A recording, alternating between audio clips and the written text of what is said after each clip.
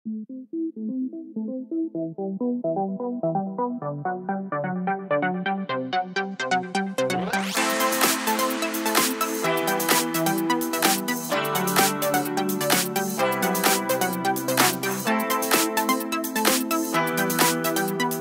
रासायनिक अभिक्रिया एवं समीकरण। रसायन का पहला चैप्टर है रासायनिक अभिक्रियाएं और समीकरण। सबसे पहले चर्चा होगा जी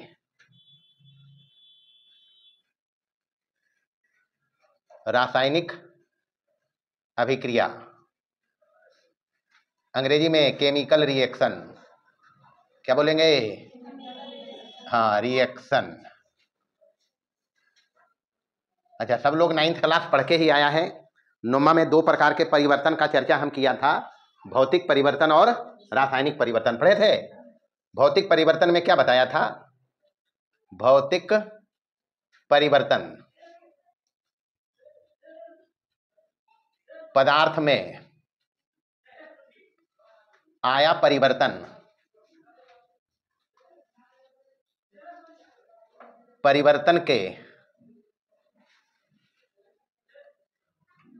कारण को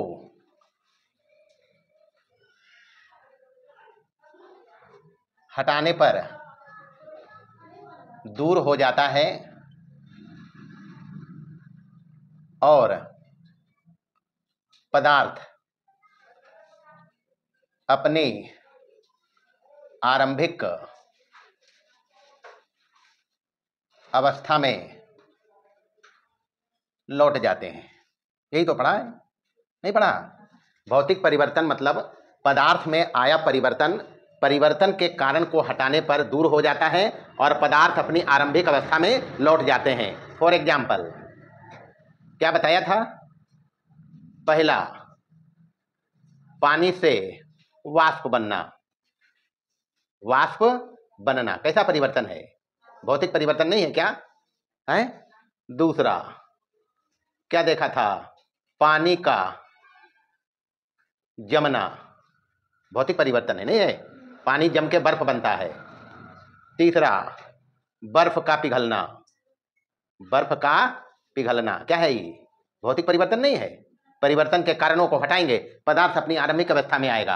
वाष्प को ठंडा करो, पुनः पानी बन जाएगा, नहीं बनेगा? तो यह है भौतिक परिवर्तन। दूसरा परिवर्तन बताया था, थोड़ा सा बैक गियर लगाया है हम, थोड़ा सा पीछे गया है, क्योंकि परिवर्तन में ही रासायनिक अभिक्रिया का राज छिपा है। रासायनिक अभिक्रिया का राज किसमें है?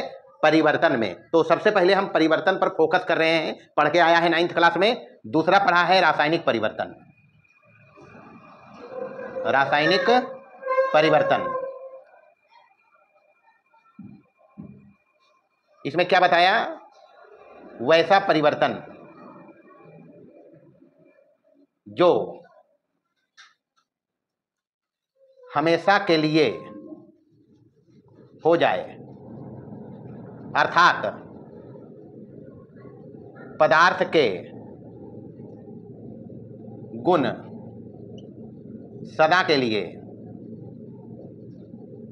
बदल जाए। परिवर्तन के कारणों को हटाने पर भी, परिवर्तन के कारणों को हटाने पर भी पदार्थ अपनी प्रारंभिक अवस्था में नहीं लौटते हैं। रासायनिक परिवर्तन किसको कहा? वैसा परिवर्तन जो हमेशा के लिए हो जाए, यानी पदार्थ के गुण सदा के लिए बदल जाए। परिवर्तन के कारण को अगर हटाओ भी तो पदार्थ अपनी प्रारंभिक अवस्था में नहीं लौटे। रासायनिक परिवर्तन है। कैसा परिवर्तन? जैसे क्या क्या बताया था, जैसे चावल से भात बनना। चावल से भात बनना कैसा परिवर्तन? दूसरा, दूध का फटना, रोज देखते हैं घर में अपना, नहीं देखते? ये सब परिवर्तन ऐसा है जो हमारे दैनिक जीवन में रोज घटते हैं। तीसरा, दूध से दही बनना। दूध से दही बनना। और क्या देखते हैं जी? लोहे में जंग लगना। लोहे में जंग अगर लोहा में लगना शुरू हुआ तो लोहा का राम नाम सत्य है, लोहे में जंग लगना। और क्या देखा, भोजन का पाचन, मानव शरीर में भोजन पचता है जी, भोजन का पाचन, कैसा परिवर्तन, रासायनिक परिवर्तन।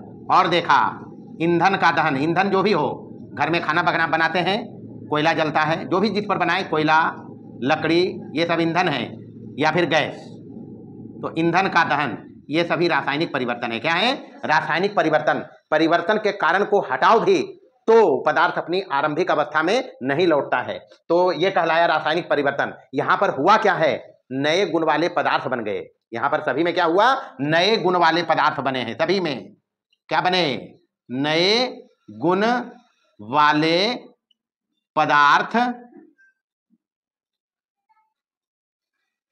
का निर्माण हुआ।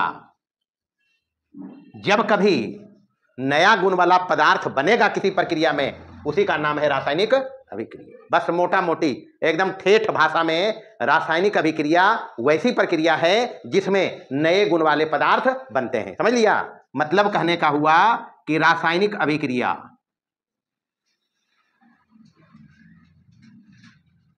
वैसी प्रक्रिया है जिसमें नए गुणों वाले पदार्थ बनते हैं।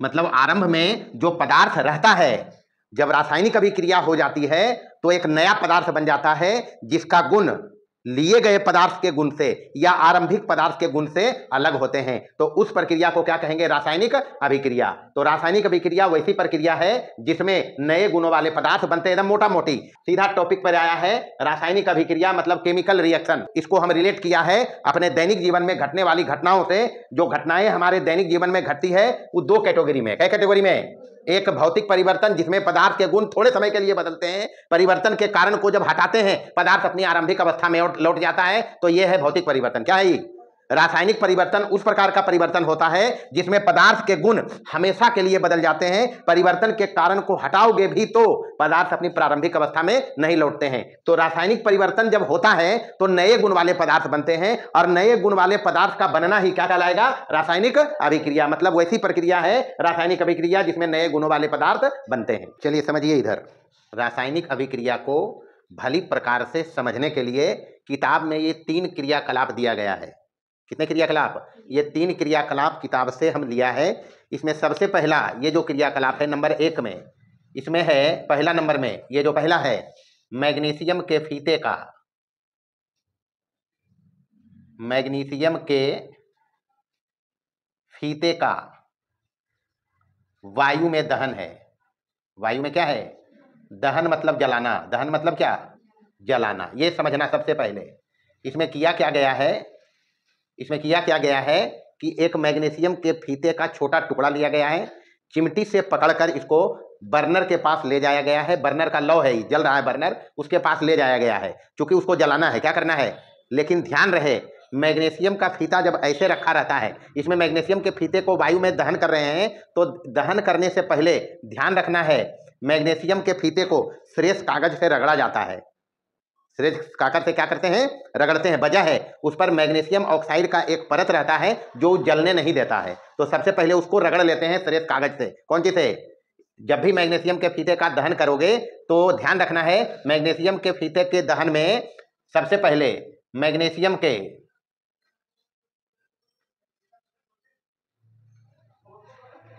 फीते को श्रेष्ठ कागज, श्रेष्ठ कागज देखा है, नहीं रगड़ने वाला आता है जी, कागज से रगड़ा जाता है। क्या करते हैं, हाँ रगड़ देते हैं, क्योंकि उस पर मैग्नीशियम ऑक्साइड की परत जमा रहती है जिससे वो आग जल्दी नहीं पकड़ता है। रगड़ा जाता है ताकि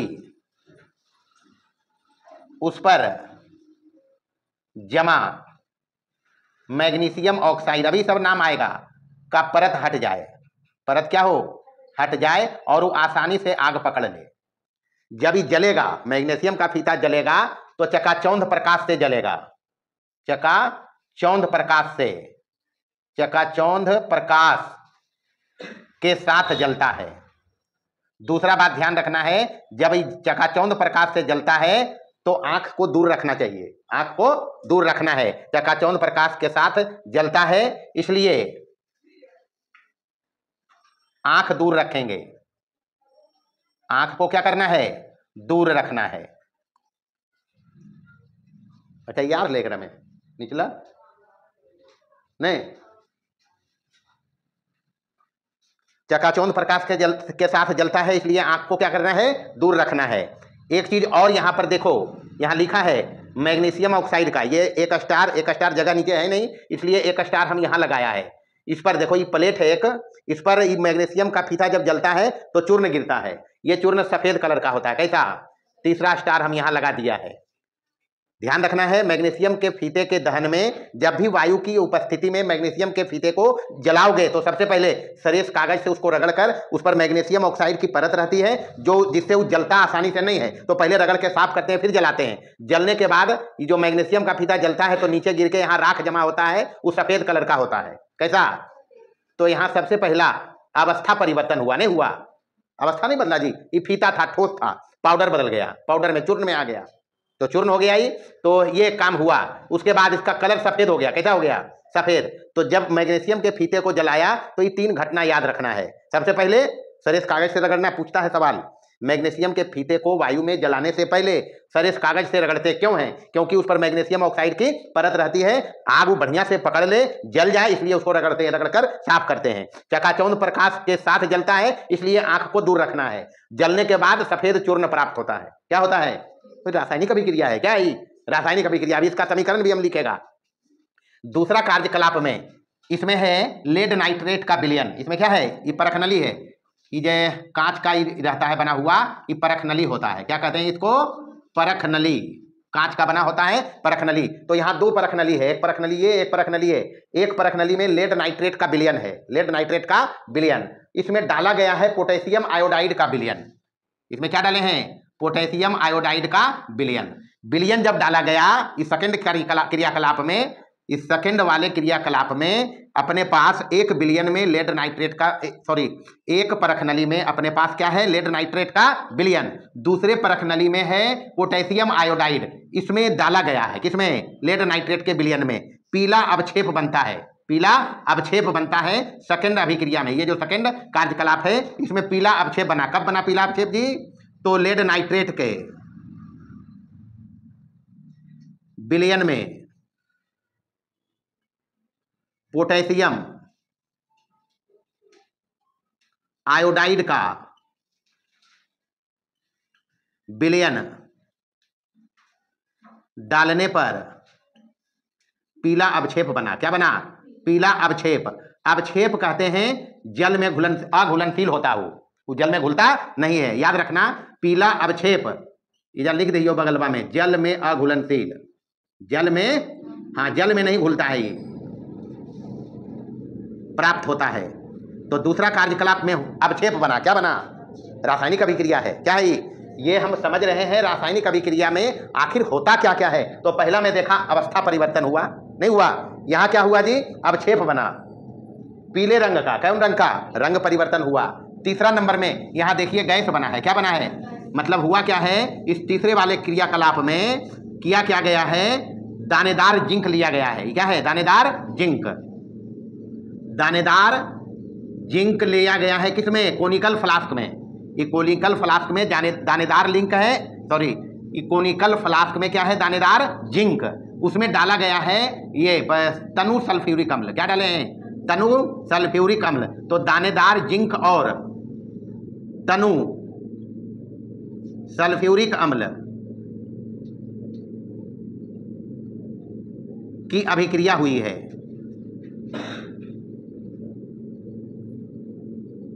जिसमें हाइड्रोजन गैस बना है, क्या बना है, यहां देखो लिखा हुआ है, ये बीच में जमा है हाइड्रोजन गैस, ये नली से हाइड्रोजन गैस बाहर आएगा, जिसमें क्या बना है, हाइड्रोजन गैस बनता है, गैस उत्सर्जित हुआ। प्लस में एक चीज और हुआ है, इस कोनिकल फ्लास्क को अगर नीचे छुओगे तो गर्म लगेगा, कोनिकल फ्लास्क को छूने पर ही गर्म लगता है, तो कोनिकल फ्लास्क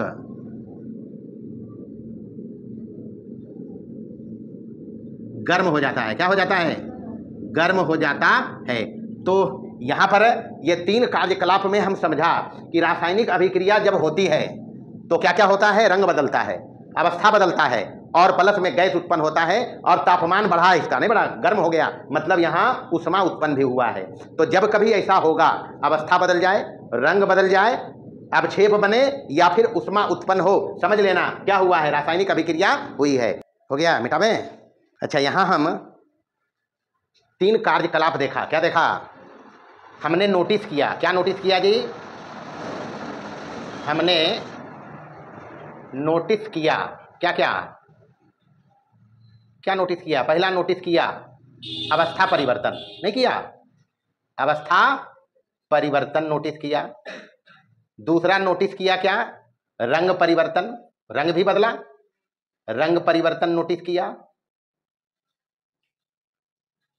तीसरा क्या नोटिस किया?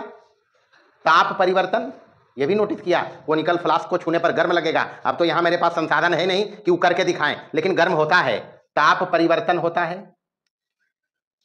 उसके बाद चौथा चीज हम नोटिस किया, गैस का बनना, गैस का उत्सर्जन, ये भी नोटिस किया। हाइड्रोजन गैस बना था लास्ट में। और ये भी नोटिस किया, अवक्षेप बना। क्या बना? अवक्षेप का बनना। मतलब इतना चीज हम नोटिस किया है। ये जो कार्यकलाप हम 3 का जिक्र किया, उसमें हम ये 5 बातों का नोटिस किया। मतलब ये 5 बात दर्शा रहा है कि रासायनिक अभिक्रिया हुई है। ये सभी दर्शा रहा है क्या? रासायनिक अभिक्रिया हुई है। ये सभी परिवर्तन दर्शाते हैं कि रासायनिक अभिक्रिया हुई है। क्या हुई है? रासायनिक अभिक्रिया हुई है। इस प्रकार रासायनिक अभिक्रिया को हम कह क्या सकते हैं? परिभाषा देख लीजिए, गोल मटोल। रासायनिक अभिक्रिया का एक सुडौल परिभाषा, ये लिखा परिभाषा। क्या लिखा? विभिन्न परिस्थितियों में जब 2 या 2 से अधिक पदार्थ, हो सकता है 2 पदार्थ रिएक्ट करें, 2 से ज्यादा रिएक्ट करें, या एक ही पदार्थ 1 या 1 से अधिक पदार्थों का निर्माण करें, तब ऐसी प्रक्रिया को रासायनिक अभिक्रिया कहते हैं। अभिक्रिया के उपरांत प्राप्त पदार्थ के गुण मूल पदार्थ के गुण से अलग होते हैं। मतलब जो पदार्थ लिया जाता है उसके गुण से अलग जो पदार्थ बनता है उसका गुण होता है। बात ध्यान रखना है। रासायनिक अभिक्रिया में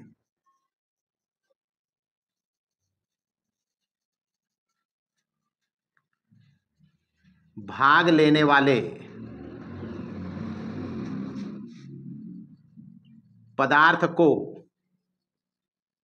अभिकारक और बनने वाले पदार्थ को प्रतिफल या उत्पाद कहते हैं। क्या कहेंगे? उत्पाद कहते हैं। यानी मोटा मोटी समझना, रासायनिक अभिक्रिया में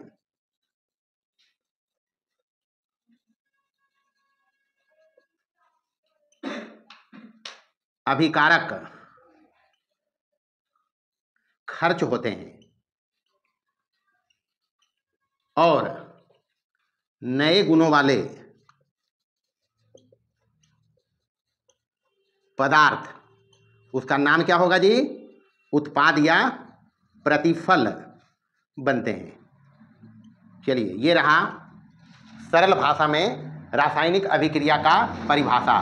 विभिन्न परिस्थितियों में जब 2 या 2 से अधिक पदार्थ परस्पर मिलकर या एक पदार्थ स्वतः ही 1 या 1 से अधिक, अभी डिफरेंट टाइप का जब हम अभिक्रिया पढ़ेंगे, रासायनिक अभिक्रिया देखेंगे, तो वहां इस बात को और डीपली समझ लेंगे कि 2 या 2 से ज्यादा पदार्थ अभिक्रिया में भाग लेकर एक ही पदार्थ बना सकता है, या 1 से ज्यादा पदार्थ बना सकता है, या फिर एक पदार्थ ही स्वतः टूट जाए, 2 या 2 से ज्यादा पदार्थ बना दे, तो ऐसा का प्रक्रिया सब क्या कहलाएगा? रासायनिक अभिक्रिया। रासायनिक अभिक्रिया में मूल बात होता क्या है कि जो पदार्थ लिया जाता है आरंभ में वो खर्च हो जाता है और नया गुण वाला पदार्थ बनता है। तो खर्च होने वाला पदार्थ का नाम क्या है जी? अभिकारक। क्या नाम है?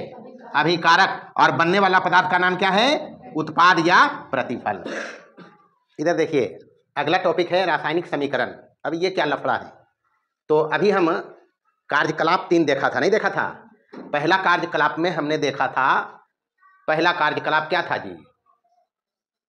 देखिए पहले हम लिख रहे हैं यहाँ, पहला कार्यकलाप में शाब्दिक रूप हम लिखा था, रासायनिक अभिक्रिया ही था, वो तीनों क्या था? रासायनिक अभिक्रिया था।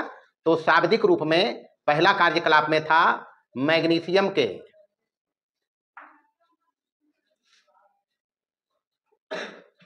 फीते को वायु में जलाने पर मैग्नीशियम ऑक्साइड का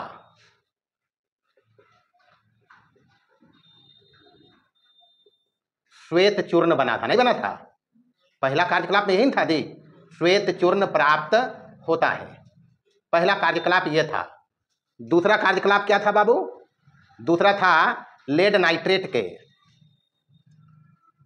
बात को समझते चलो, लेड नाइट्रेट के विलयन में, लेड नाइट्रेट के विलयन में पोटेशियम आयोडाइड का विलयन डालने पर लेड आयोडाइड का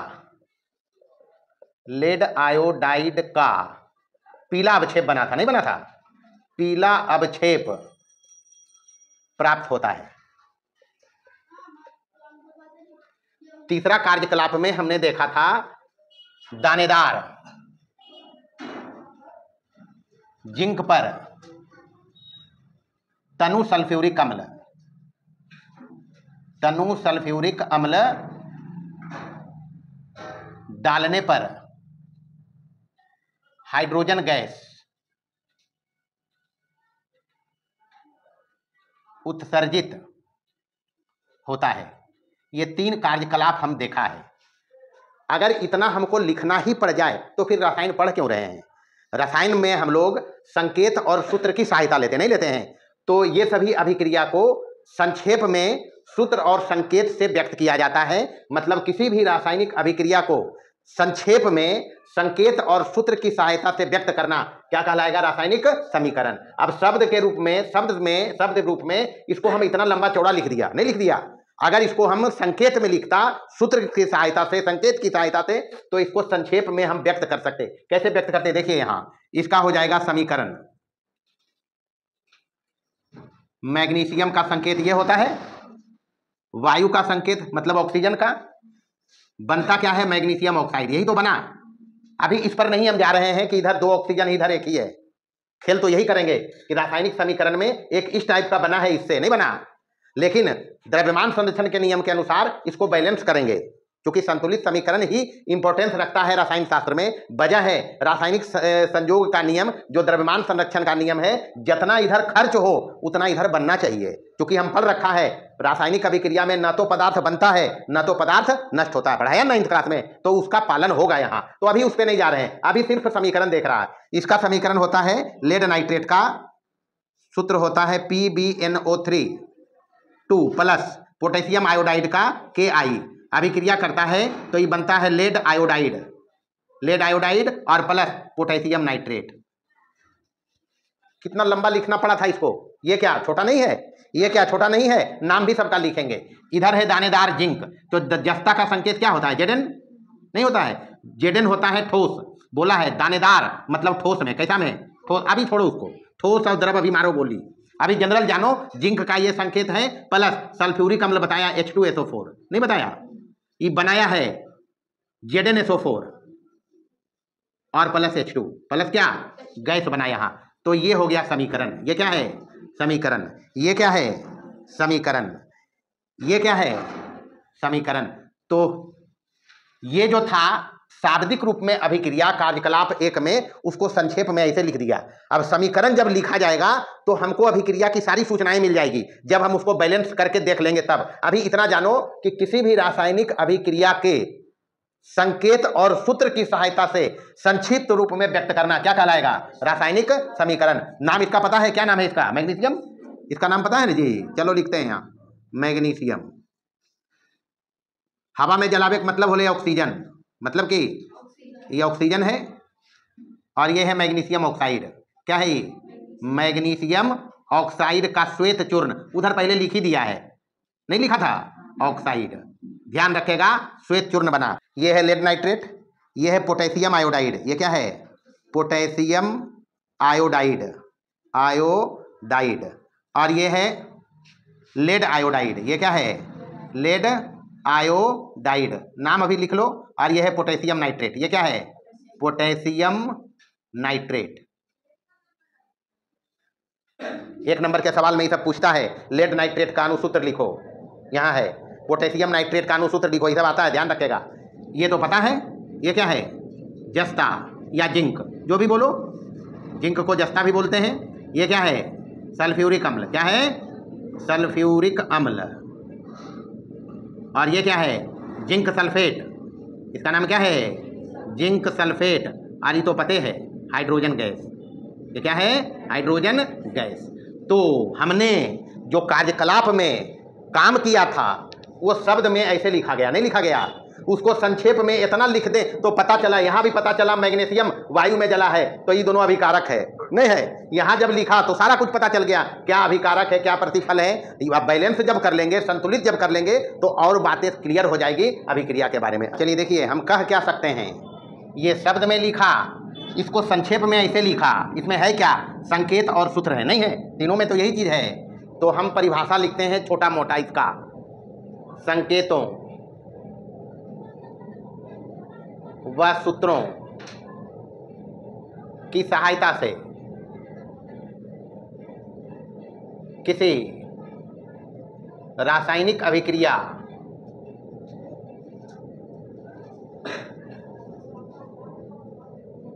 के संक्षिप्त निरूपण को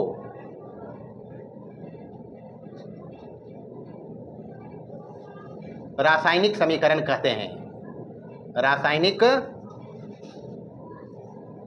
समीकरण कहते हैं। फिर से समझ लो, जितना चीज बताया वो है कि नहीं, यही तो है संकेत सूत्र, यही तो मिला के बना।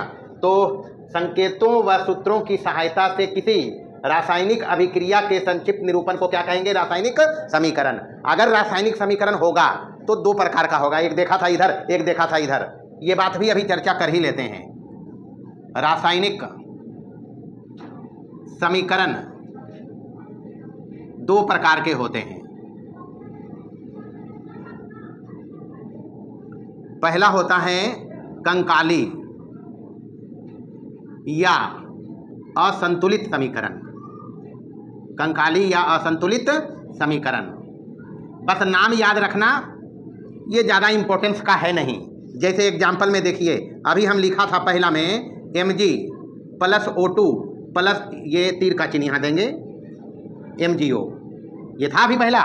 तो इधर मैग्नीशियम इस तरफ में, ये है अभिकारक, ये क्या है जी? अभिकारक। इसमें Mg कै गो है? इधर Mg कै गो है? ऑक्सीजन कै गो है?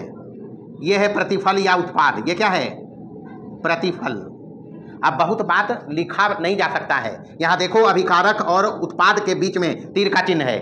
पूछे जाते हैं एक नंबर के सवाल में कि रासायनिक समीकरण में अभिकारकों और उत्पादों के बीच क्या लगाया जाता है? कौन सा चिन्ह? तीर निशान, ये याद रखना है, ठीक है? तो बहुत सारा आप सब चीज की लिखबे। तो ये प्रतिफल है, तो इधर Mg कै गो है? इधर Mg कै है जी? ऑक्सीजन कै है? एगो तो हेरा गले, नहीं गड़बड़ हो गया? तो है समीकरण, लेकिन कहेंगे कंकाली समीकरण। इसमें हुआ क्या है? अभिकारकों और प्रतिफलों के तरफ, या ऐसे समझो दोनों ओर विभिन्न परमाणुओं की संख्याएं समान नहीं है। कंकाली मतलब यही हुआ, दोनों ओर विभिन्न परमाणुओं की संख्याएं समान नहीं है। दूसरा एक होता है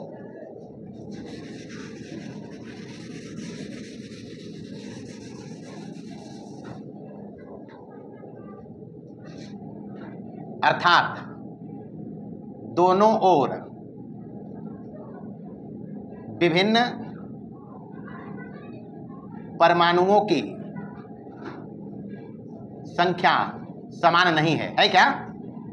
जबकि हमने रासायनिक संयोग के नियम में पढ़ा है, ना तो पदार्थ बना सकते हैं ना मिटा सकते हैं। तो ये कहाँ गया? ऑक्सीजन। तो इसी को कहेंगे बैलेंस समीकरण में, संतुलित समीकरण में इसको हम चर्चा करेंगे। इसलिए रासायनिक समीकरण हमेशा संतुलित होना चाहिए। दूसरा समीकरण क्या होगा जी? संतुलित समीकरण। क्या होगा? संतुलित समीकरण। जैसे एग्जाम्पल में, सबसे पहले एग्जाम्पल में देखिए, इसी का संतुलित समीकरण देखते हैं। पहला वाला Mg प्लस O2, इधर चाहिए MgO, यही ना जी?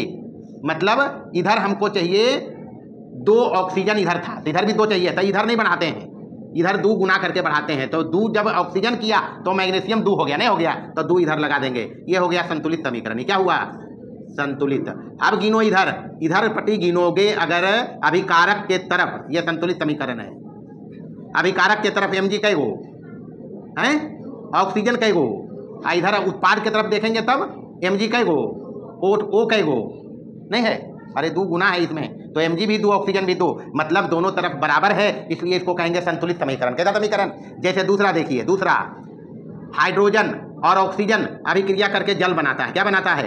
अभी देखो इधर हाइड्रोजन 2 है, इधर 2 है, ऑक्सीजन 1 है, इधर 2 है, इधर कई गए, तो ये तो कंकाली है। क्या है? अभी कंकाली समीकरण है। इसको संतुलित करेंगे तो H2 + O2, इधर चाहिए H2O, तो 2 यहाँ करेंगे तो हाइड्रोजन 4 हो गया, तो ये हो गया संतुलित। ये क्या हो गया? बस। तो रासायनिक समीकरण को हमेशा संतुलित होना चाहिए। कैसे होना चाहिए? क्योंकि अभिक्रियाएं हमेशा रासायनिक संयोग के नियम का पालन करती है, जिसमें हम कहा है पदार्थ ना तो बनता है ना तो नष्ट होता है। इसलिए जितना पदार्थ इधर होगा उतना इधर चाहिए, जितना इधर होगा उतना इधर चाहिए। चलिए, रासायनिक समीकरण के बारे में जो संतुलित समीकरण अभी देखा, उसमें हमने दोनों तरफ देखा, जो विभिन्न तत्व अभिकारक और उत्पाद के तरफ थे उनकी परमाणुओं की संख्या समान थी दोनों तरफ, नहीं था। दूसरा चीज, रासायनिक अभिक्रियाओं में रासायनिक संयोग के, उसमें भी द्रव्यमान संरक्षण के नियम का पालन होता है। इसलिए द्रव्यमान संरक्षण का नियम बताया है 9th क्लास में, पदार्थ की ना तो उत्पत्ति होती है ना तो उसे नष्ट किया जा सकता है। यानी मोटा मोटी अभिकारकों और उत्पाद के तरफ द्रव्यमान बराबर होना चाहिए, जितना द्रव्यमान अभिकारक का है उतना बनना भी चाहिए, समझ लिया। तो इसलिए संतुलित समीकरण का ही रसायन में ज्यादा महत्व है। रासायनिक समीकरण में अभिकारकों एवं उत्पादों के बीच तीर चिन्ह दिया जाता है। ये तीर समझ लिया, मतलब तीर के बाएं तरफ अभिकारक होगा और दाएं तरफ क्या होगा? उत्पाद या प्रतिफल। तो इतना ही रहेगा आज के क्लास में। हमने देखा रासायनिक अभिक्रिया को देखा, रासायनिक अभिक्रिया कब कहा जाता है किसी प्रक्रिया को, प्लस रासायनिक अभिक्रिया को संक्षेप में कैसे व्यक्त करते हैं यह भी सीखा। और व्यक्त करने में जो समीकरण हमको बना वो 2 टाइप का देखा, एक में देखा असंतुलित या कंकाली समीकरण और दूसरा देखा संतुलित समीकरण। आगे अगले क्लास में